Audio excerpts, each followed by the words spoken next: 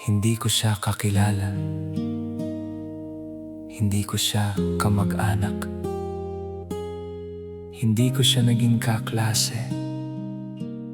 Just a kid with a big dream. Pero bakit parang ang bigat sa dibdib?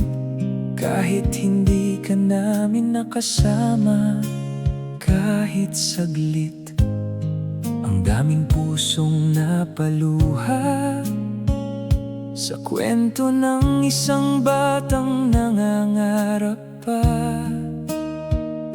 Hindi lang pangalan ang nawala, hindi lang isang manlalaro sa liga, kundi isang anak na may pangarap na gustong iangat ang pamilya niya. Ilang gabing puyat ang nilaban mo, ilang beses kang bumangon mula sa pagkatalo.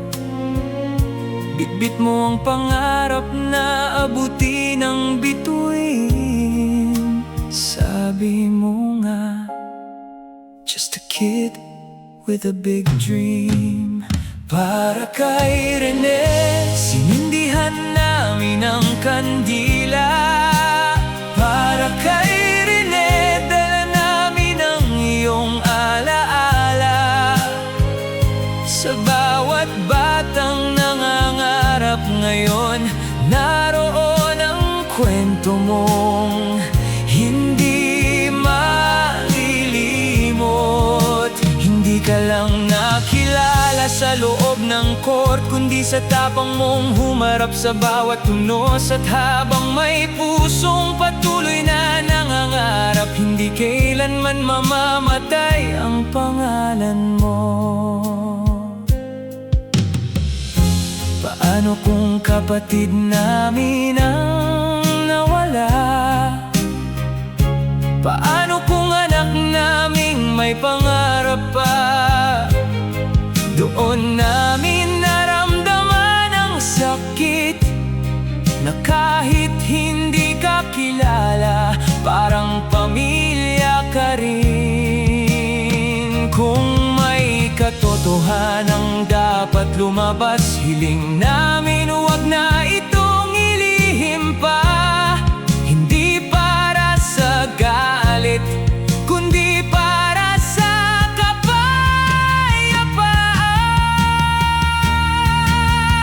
Para kay Rene, sabay-sabay naming awitin ang pangarap na hindi nila kayang patahimikin. Bawat luha ay magiging lakas, bawat alaala ay magiging ilaw.